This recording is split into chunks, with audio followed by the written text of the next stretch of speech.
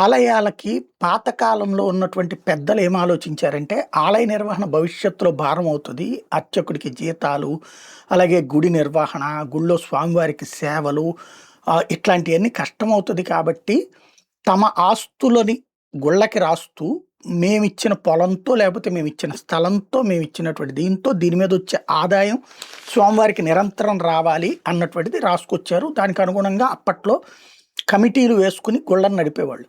తర్వాత కాలంలో దేవాదాయ ధర్మాదాయ శాఖ అనేది ఒకటి పుట్టింది.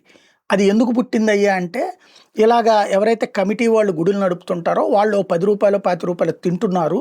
రూ. 100 పనికి రూ. 120 వసూలు చేస్తున్నారు. లేకపోతే రూ. 80 పని చేసి రూ. 100 అని చెప్పి డబ్బులు తింటున్నారు. ఇట్లాంటి అవకతవకలు లేకుండా మేము చేస్తామని ప్రారంభించి, చివరికి దేవాదాయ ధర్మ ఆదాయ అంటే దేవుడి నుంచి ఆదాయం సంపాదించుకుంటాం, ధర్మం నుంచి ఆదాయం సంపాదించుకుంటాం అనే ఒక దిగజారుడు శాఖ కిందకి మారిపోయింది. ప్రజల దగ్గర నుండి డబ్బులు ముక్కుపిండి వసూలు చేసి మన చేత సేవలకి డబ్బులు వసూలు చేస్తున్నారు. దేవుడిని వ్యాపారం కిందకి పెట్టారు. దేవుడి సేవ అంటే భక్తుడికి ఉన్నటువంటి హక్కు తీసేసి డబ్బులు ఉన్నటువంటి భక్తుడికి మాత్రమే సేవలు, ఆర్జిత సేవలు అంటే డబ్బులు ఇస్తే మాత్రమే సేవ చూసే నీచమైనటువంటి సంస్కృతికి తెరతీశారు. ఇది దేవాదాయ ధర్మాదాయ శాఖ లేకముందుందా ఆ పద్ధతి? లేదే. ఎవరైనా వచ్చి దర్శనం చేసుకోవచ్చే. అయితే గీతే వీఐపీకి ఏమన్నా కొంచెం గౌరవం ఎక్కువ ఇస్తారు, అంతేగాని మిగతా వాళ్ళందరూ దర్శనం చేసుకోవచ్చు కదా సేవలు. అప్పుడు ఆర్జిత సేవలు లేవే. ఈ ఆర్జిత సేవలు అనేది పుట్టింది దేవాదాయ ధర్మాదాయ శాఖ పుట్టాక. మరొక దరిద్రం ఏంటంటే, ఈ ఆలయంకి ఇచ్చినటువంటిదో లేకపోతే ధర్మసత్రాలు, ఆ రోజుల్లో వదాన్యులు అంటాం, అంటే దాతృత్వం కలిగినటువంటి మనస్తత్వం కలిగినటువంటి వాళ్ళు. 10 మంది పిల్లలు చదువుకోవడానికి కాను 100 మంది పిల్లలు చదువుకోవడానికి నేను డబ్బులు ఇస్తాను, నా దగ్గర 25 ఎకరాలు ఉన్నాయా, ఆ 25 ఎకరాల మీదన వచ్చేటటువంటిది ఏడాదికి వచ్చేటప్పటికి ఒక ఎకరానికి ఒక 10,000 వేసుకో, 2.5 లక్షల డబ్బులు వస్తే ఆ 2.5 లక్షల రూపాయలతో పిల్లలకి అన్నం పెట్టండి అని ధర్మసత్రాలు పెట్టారు.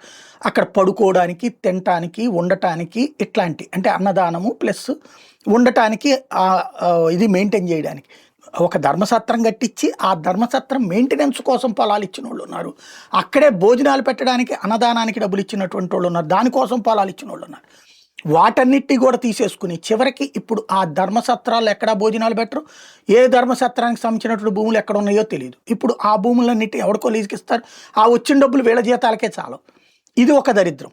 ఇప్పుడు ఏంటయ్యా అంటే, మిగిలిన స్థలాల్ని కూడా రాసిచ్చేస్తున్నారు. మిగిలిన స్థలాలను కూడా ఇప్పుడు కొత్తగా ఏంటయ్యా అంటే, దేవాదాయ శాఖ అధీనంలో వివిధ ఆలయాలు, సత్రాలు, మఠాలు, ఇతర ధార్మిక సంస్థలు పెట్టి ఉన్న విలువైన వ్యవసాయేతర భూములు, స్థలాల్ని బహిరంగ వేలం లేకుండా ఇప్పుడు లీజుకి ఇచ్చేస్తారట. ఉన్న లీజుల్ని పొడిగించేందుకు కూడా అనుమతిస్తూ ప్రభుత్వం ఆర్డర్స్ ఇచ్చింది. లాభాపేక్ష లేకుండా 20 ఏళ్ల పాటు ధార్మిక కార్యక్రమాలు నిర్వహించిన సంస్థలు కేవలం దరఖాస్తు చేసుకుంటే చాలు 5 ఏళ్ల వరకు లీజుకి ఇవ్వడం, లేదంటే పాత లీజులు పొడిగించే అధికారం దేవాదాయ శాఖ కమిషనర్ కల్పింది. లీజు 5 ఏళ్లకు మించితే అధికారాన్ని దేవాదాయ శాఖ మంత్రి చైర్మన్గా ఉండే ధార్మిక పరిషత్ కలిపింది. అయితే గతంలో దేవాదాయ శాఖ జారీ చేసిన జీవో 426 ప్రకారం దేవాలయాలకు సంబంధించిన వ్యవసాయేతర భూములు కేవలం బహిరంగ వేలం ద్వారా మాత్రమే లీజుకి ఇవ్వాలని నిర్దేశించారు. ఆనాడు అట్లా నిర్దేశించితే వ్యాపారాలు జరిగింది తప్పించి కానలేదు.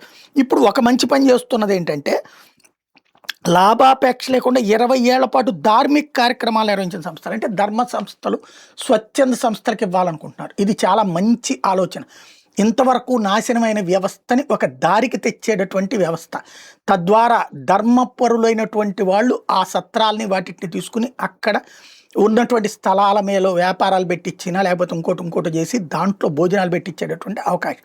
ఖచ్చితంగా ధర్మసత్రాలు ఏవైతే ఉంటాయో, దేవాదాయ ధర్మాదాయ అనే పదం పక్కన పెట్టి ఆ విధంగా జరగాల్సినటువంటి అవసరం ఉంది. దీన్ని వేరేగా నెగిటివ్గా ప్రొజెక్ట్ చేసుకొచ్చినటువంటి సిచ్యువేషన్ ఉంది సాక్షి. కానీ దేవాదాయ శాఖ పరిధిలోని ఆలయాలు, సత్రాలు, మఠాలు పెట్టి 4.67 లక్షల ఎకరాల భూములు ఉన్నాయి. అందులో పట్టణ ప్రాంతాలు 4,244 ఎకరాలు ఉన్నాయి. అత్యంత విలువైన వ్యవసాయేతర భూములు ఉన్నాయి. వీటిలో 1,50,55,00,000 చదరపు అడుగుల గజాలు ఖాళీ భూములు, కానీ మరో 50,000 చదరపు గజాలు కట్టడాల రూపంలోనే ఉన్నాయి. వీటిని ధార్మిక సంస్థలకు ఇచ్చి వాటి చేత నిర్వహింపజేస్తే అద్భుతమైనటువంటి ఆలోచన. బాబు గారు అది సక్రమంగా నిర్వహించాలి. అట్లాగే దాతృత్వం కోసం చెయ్యండి తప్పించి దోచుకోవడానికి చేయదు. దేవాదాయ ధర్మాదాయ శాఖ అన్నటువంటి పరువు తీసుకోకుండా చూడండి.